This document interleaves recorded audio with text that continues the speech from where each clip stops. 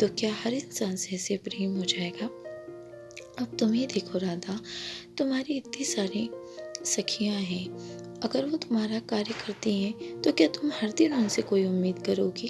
तब राधा जी कहती हैं कि नहीं, मैं तो अपने कार्य खुद ही कर लेती हूँ। अगर मैं उम्मीद पे बैठी रहूँगी और किसी दिन वो नहीं आई तो मेरे कार्य तो अधूरे रह जाएंगे। इसी तरह से श्री कृष्ण ने कहा कि प्रेम है, अगर आप किसी से उम्मीद करके प्रेम करोगे और उसे आपसे प्रेम नहीं हुआ तो आपका हृदय आहत होगा, और जब हृदय आहत होता है तो व्यक्ति पूरी तरह से टूट जाता है। इसीलिए निस्वार्थ सिर्फ प्रेम करना सीखो। बदले में आपको प्रेम मिले ना मिले, ये सब आप ईश्वर पे छोड़ दो। कुछ कार्य ईश्वर को भी करना करो, सारे कार्य आप स्वयं नहीं कर सकते हैं। राधा जी कहती हैं कि तुमने मुझे बहुत अच्छी बात बताई कृष्ण, अब मैं किसी भी चीज़ की कभी किसी भी बात के लिए उम्मीद नहीं करूँगी।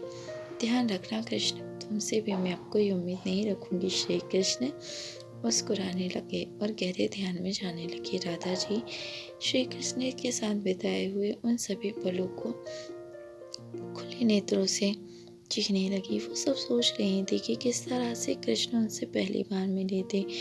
उनकी वो सारी नटखटता याद करने लगी।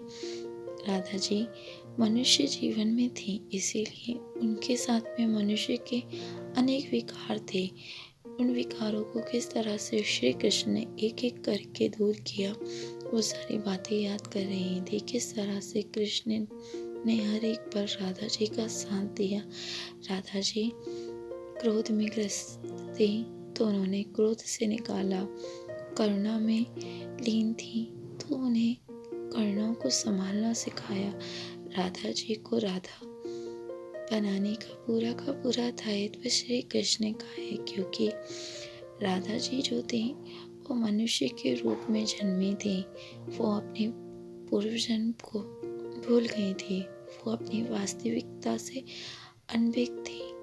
वो नहीं जानती थी कि उनके अंदर प्रेम की देवी राधा रानी छिपी है।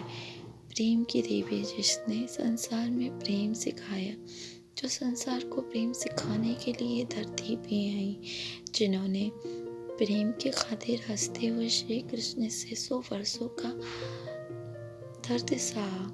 जुदाई का एक ऐसा विष हंसते हंसते पी गई जिसके बिना उनका जीवन एक पल एक सांस अधूरी थी। उन्हीं से वो हंसते हुए जुदा हो गई। और इसी तरह से